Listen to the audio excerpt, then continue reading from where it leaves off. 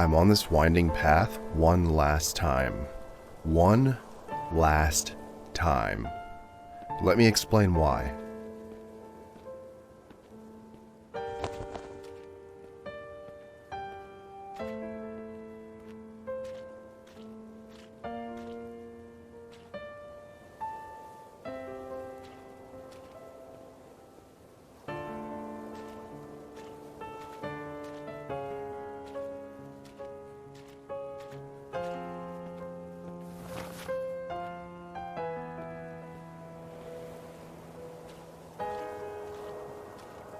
It all began when I graduated the medical faculty.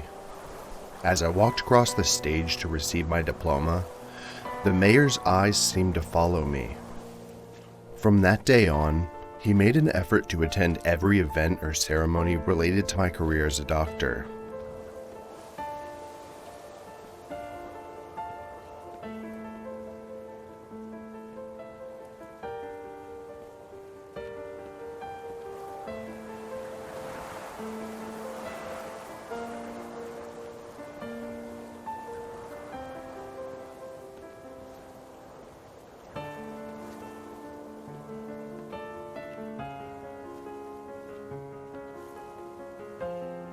My childhood friends Rosie and Sam were also there, cheering me on with their loud voices and beaming smiles. Despite our busy schedules, we promised to catch up more often now that I'd graduated.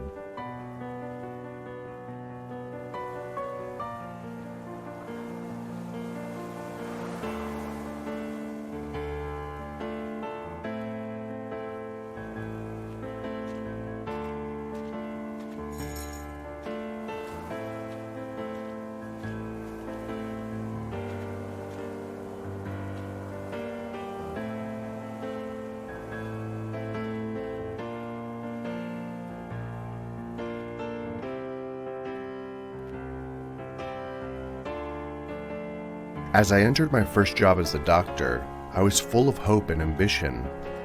The hospital was located in a small town, far from the bustling city that I was used to. But it didn't matter to me, as long as I could put my medical knowledge and skills into practice.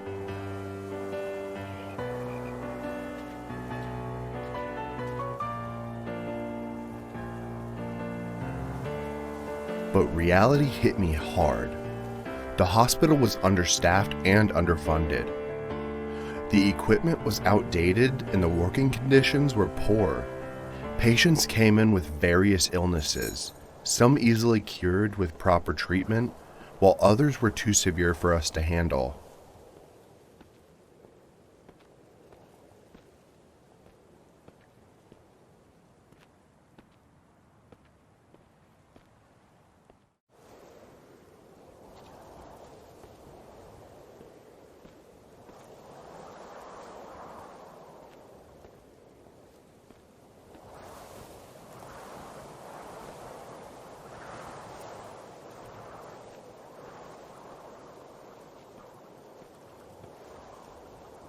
I remember one day when a young girl came in with a high fever and difficulty breathing.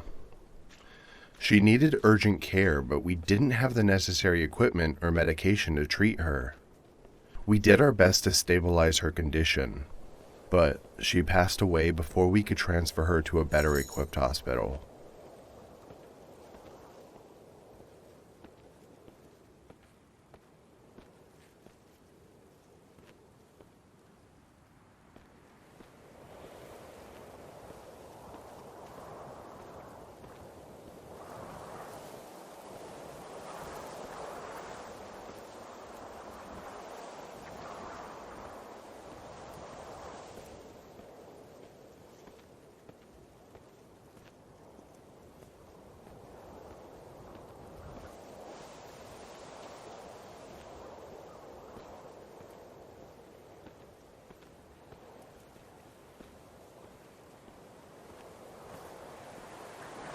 That incident haunts me to this day.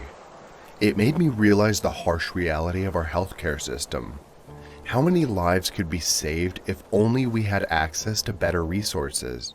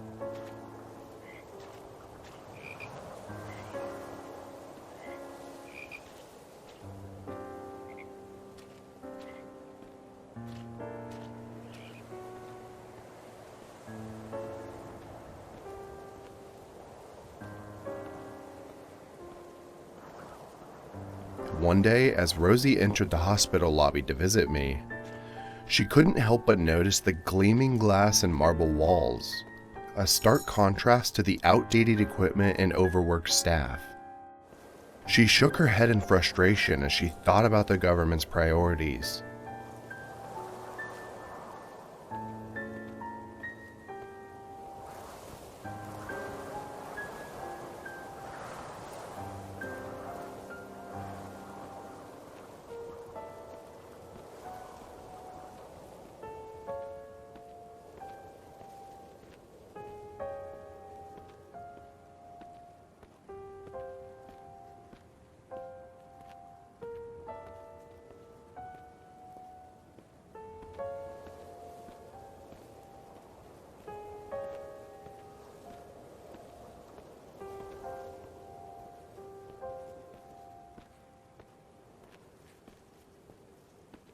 She thought back to her childhood with me, when we would play doctor together in our makeshift clinic made out of cardboard boxes. Even then, we had big dreams of making a difference in people's lives through medicine.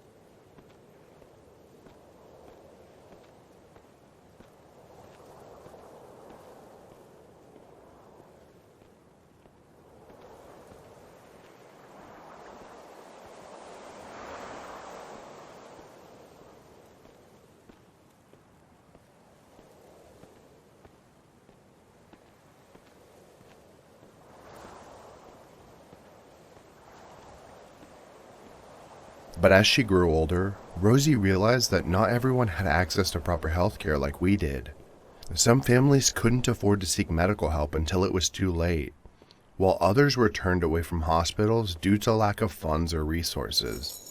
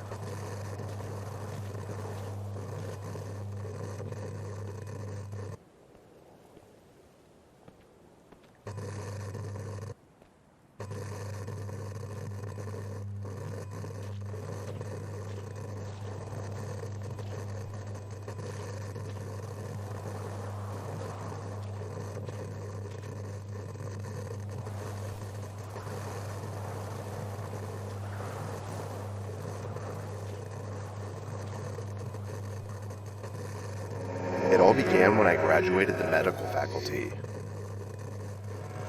My childhood friends Rosie and Sam were also there.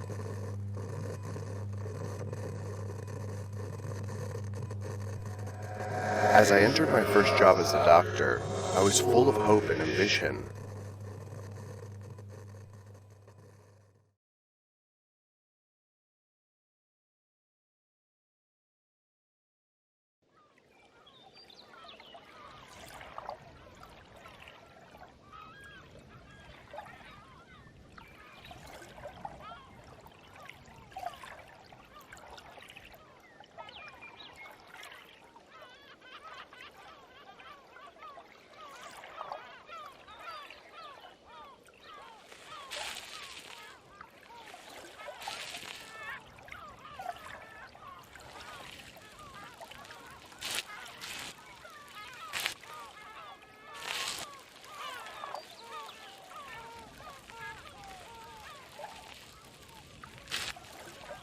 The wind rushes past me as I speed down the road, my lungs heaving with each sharp inhale.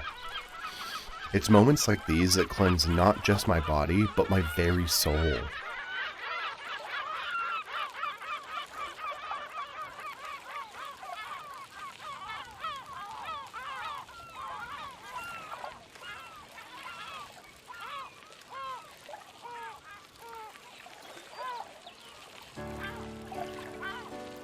I've worked hard to get here, finished school, found a wonderful wife, and I can't help but thank the universe for how lucky I am. But it's not about me anymore. It's about all the lives I'll save through my career. The thought alone brings tears to my eyes.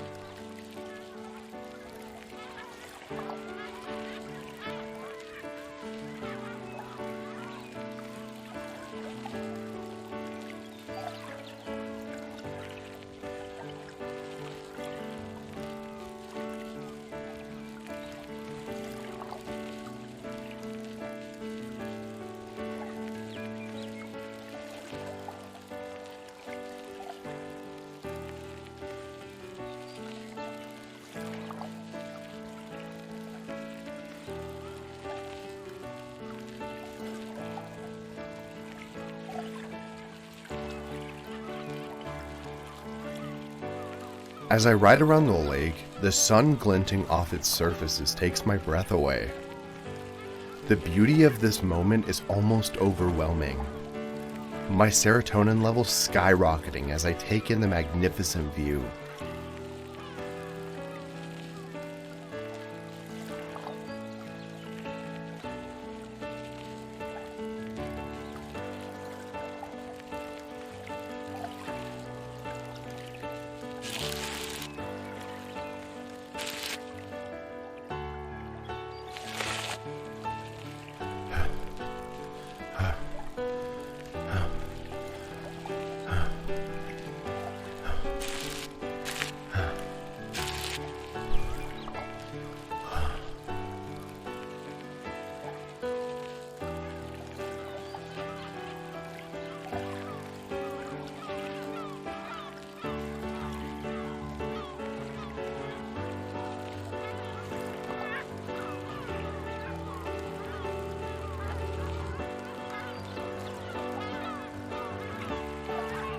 With each deep breath, I feel alive and invigorated, grateful for the ability to experience such joy and freedom on this ride.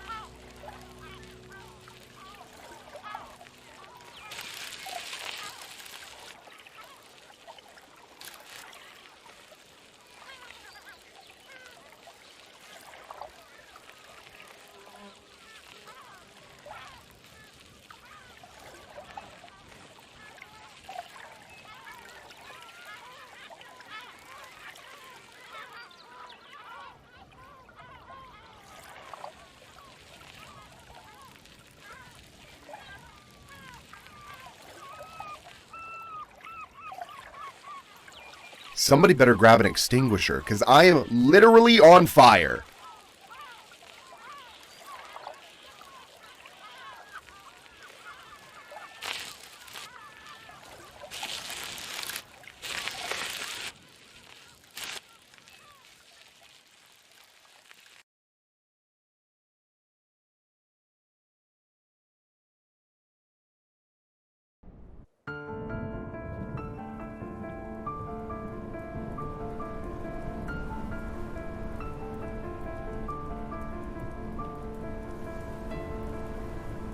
Sam, the one I mentioned earlier, was actually the mayor's son. His family had strong ties to the mob. One night, he got into a heated altercation with the rival mob leader's son over a girl.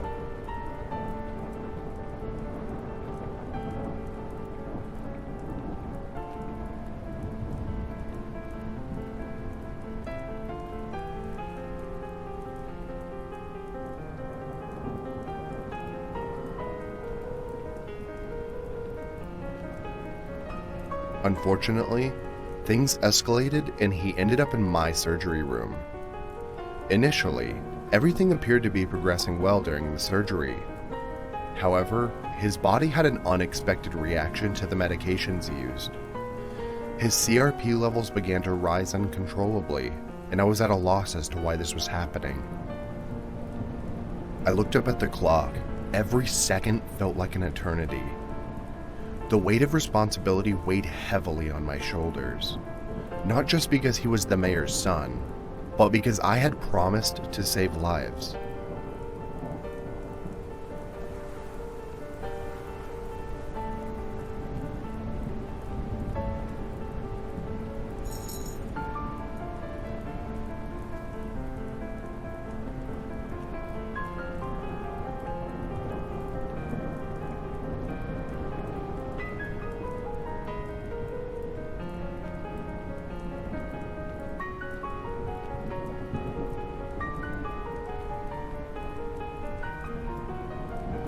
I knew that I would be held accountable for Sam's death, even though it was beyond my control. The pressure from both sides intensified, and soon enough, my career was under threat.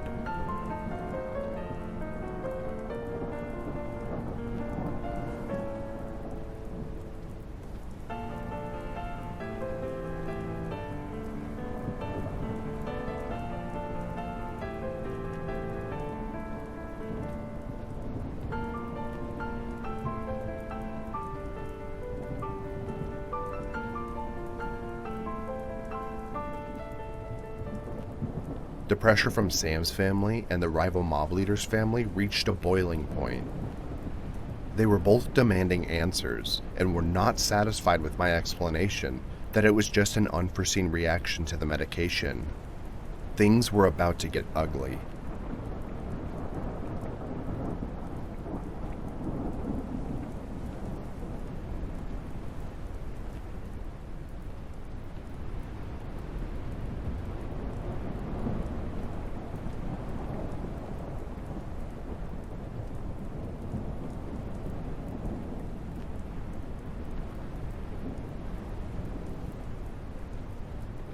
The next day, rumors began circulating about my involvement with the mob, and accusations flew left and right. My superiors called me into their office and demanded an explanation.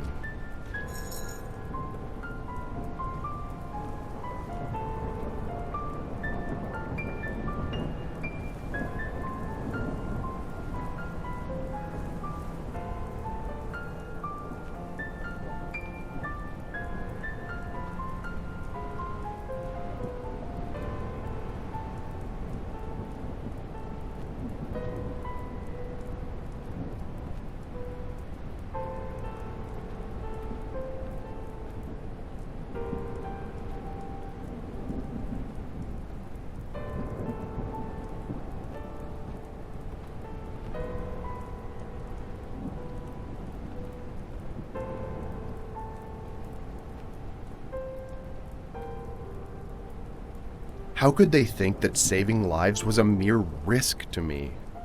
But I knew that any outburst would only make things worse. I did everything in my power, I replied calmly. trying to keep my emotions in check. But deep down, I knew that this wasn't just about Sam's death anymore.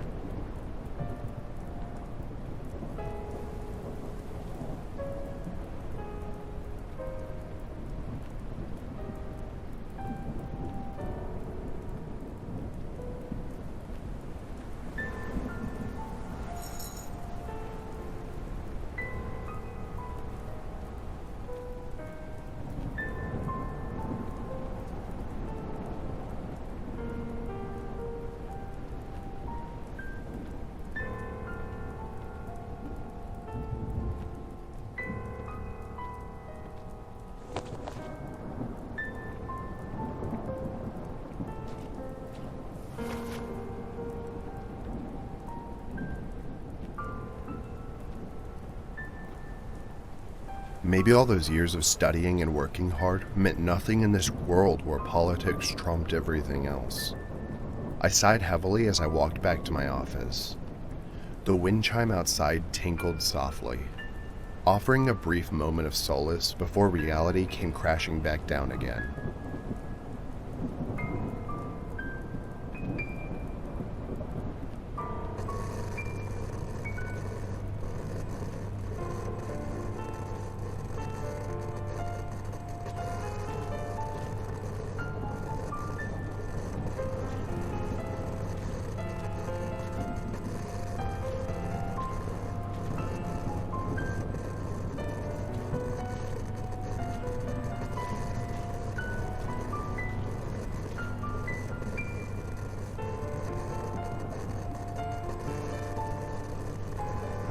Things escalated and he ended up in my surgery room. I knew that I would be held accountable for Sam's death. The next day, rumors began circulating about my involvement with the mob.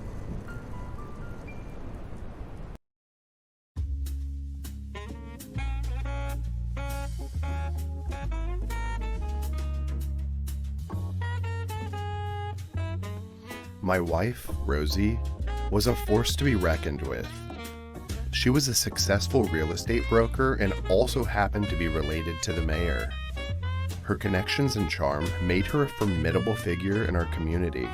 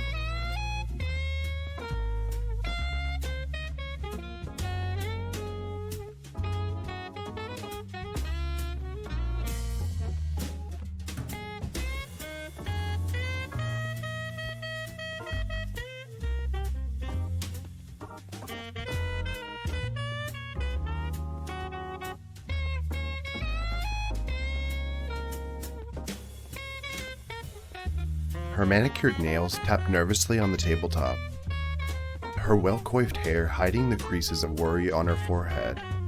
I know this sounds like a terrible thing to say about my future wife, but despite her charming smile and smooth words, a nagging doubt lingered in the air about her true intentions.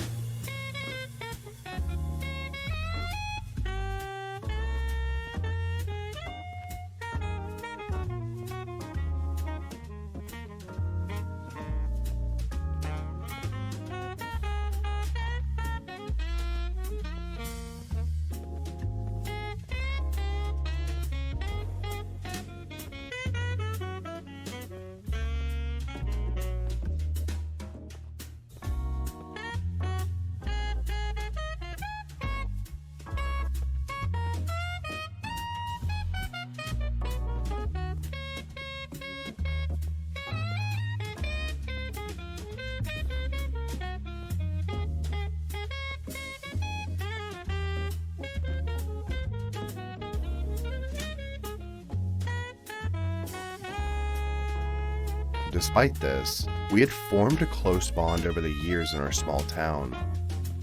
As the sun set on my day shifts, Rosie and I would often escape to the nearby theaters, surrounded by the quaint charm of our community. The warmth of nostalgia filled every moment we spent together, creating cherished memories.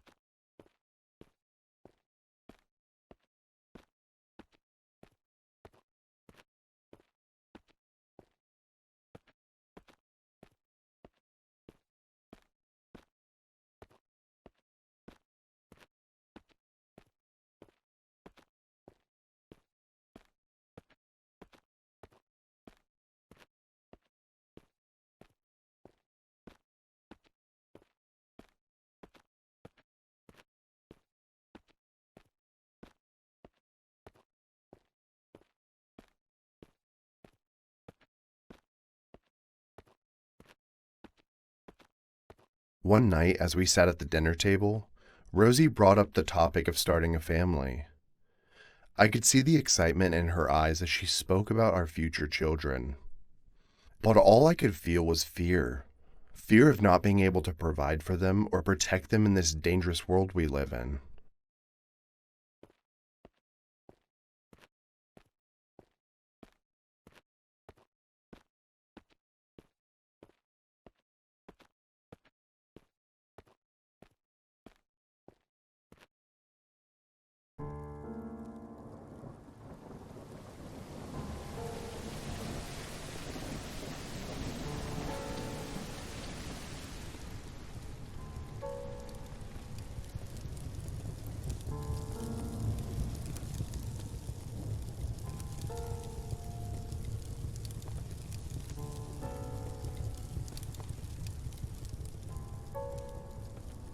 It seemed that Sam's father, the mayor, had mob connections, and promptly used them against me. The hospital was obligated to let me go, especially after they organized some incidents that didn't quite work in my favor. Things turned ugly. They sullied my name all over, and I couldn't find a job anywhere after that.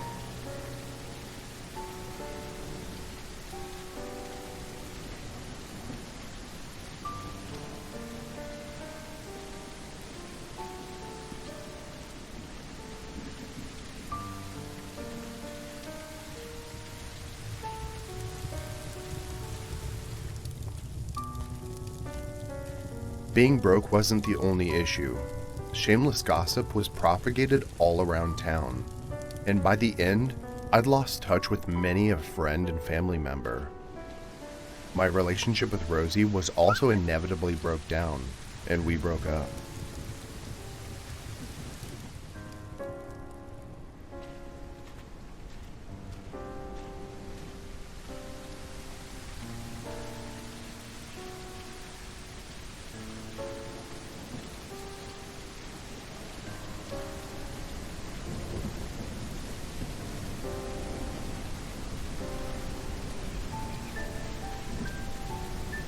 The propaganda was relentless.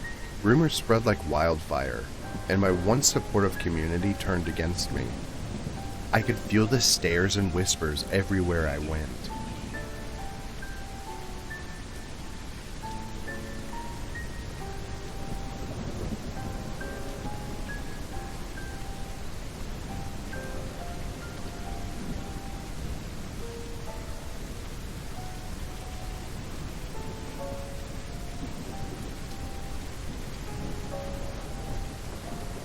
Even worse, my former colleagues refused to speak up for me after the backlash from the mob and the mayor's office. It seems like everyone had turned their backs on me.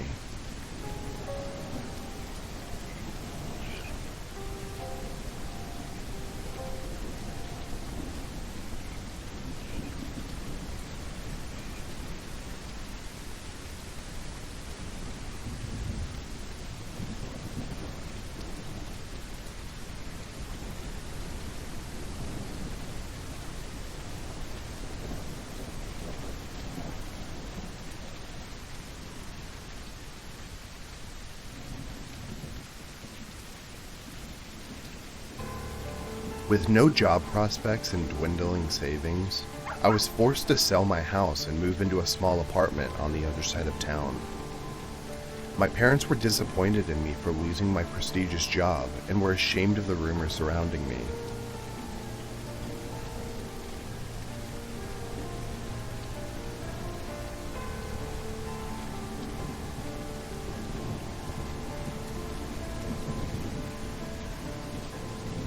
But the worst blow was, of course, what it did to me and Rosie. She couldn't handle the scandal surrounding my name, and didn't wish to risk her own reputation by continuing our association.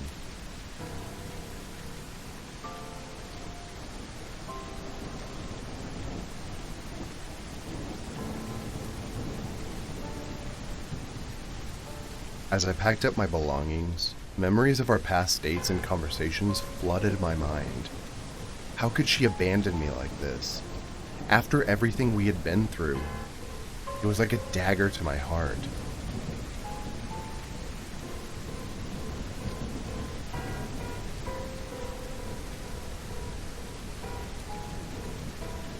But as much as it hurt, I couldn't blame her. The propaganda against me was cruel and relentless. Of course, she didn't want any part of it. She deserved better than being with someone who was constantly being shamed and slandered.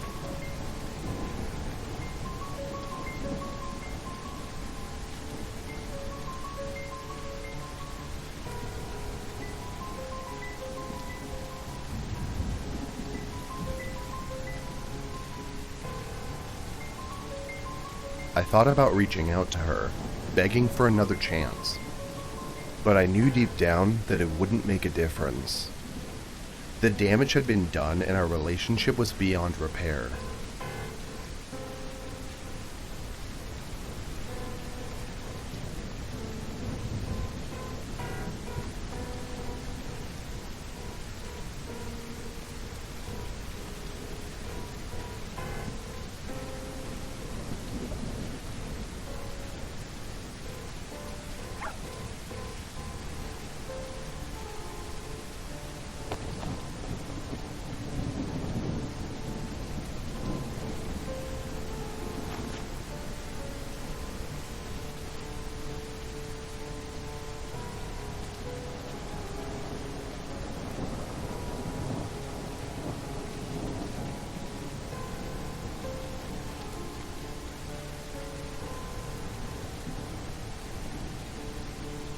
I began to spend my days searching for any job that would hire me, even if it meant starting at the bottom.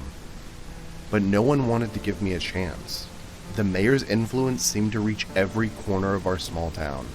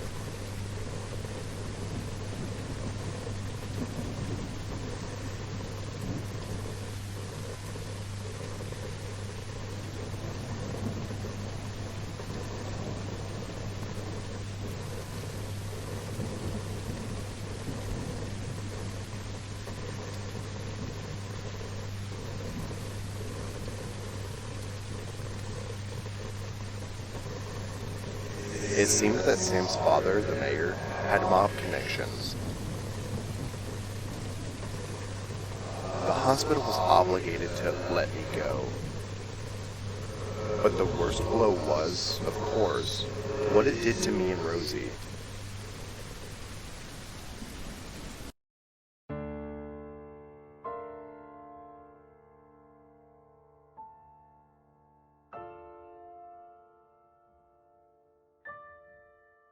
The memory of that fateful day in the hospital is a constant, never-ending present in my mind. The hours were dark and chaotic, turning my life upside down in an instant.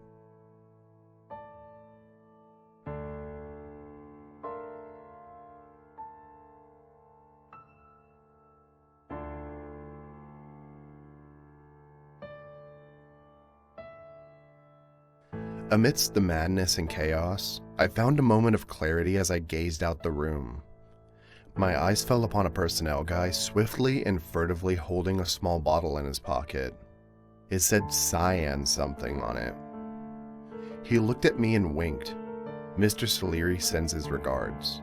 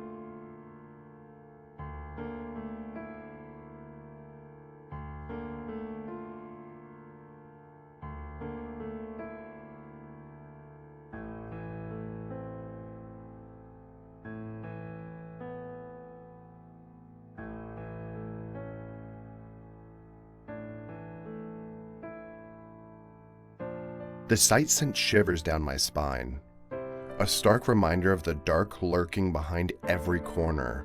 Even amidst the chaos, this image remains etched in my mind, haunting me endlessly.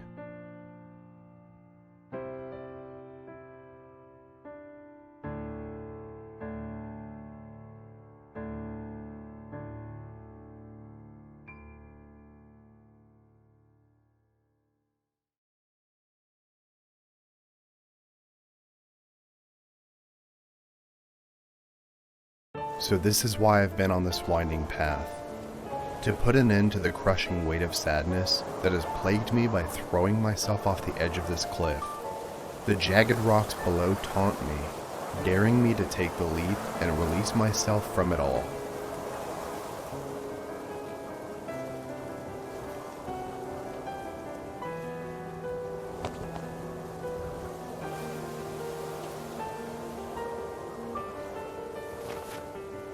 The wind howls and whips at my hair and clothes, tugging me forward like an eager guide towards my ultimate destiny. The force of it's almost tangible, a physical reminder of this journey that lies ahead. The wind carries with it a scent of salt, a reminder of the vast ocean just beyond the craggy cliffs. It fills my nostrils and stirs up a sense of adventure and determination.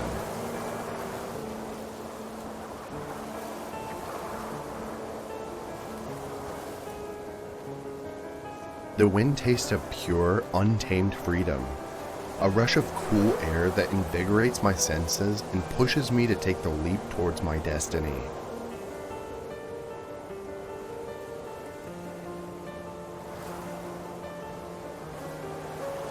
The gusts swirl around me, carrying with them the sense of earth, the echoes of the past travelers, and their stories. I take a deep breath, feeling both exhilarated and apprehensive as I step forward into the unknown. The personnel guy is etched into my mind, a symbol of death and betrayal. It must have been cyanide seeping through his veins like poison, planted by the rival mob to sabotage Sam's surgery. The memory haunts me, taunting me with the knowledge that I couldn't save him. And now, I'm left with nothing but shattered pieces of my former self.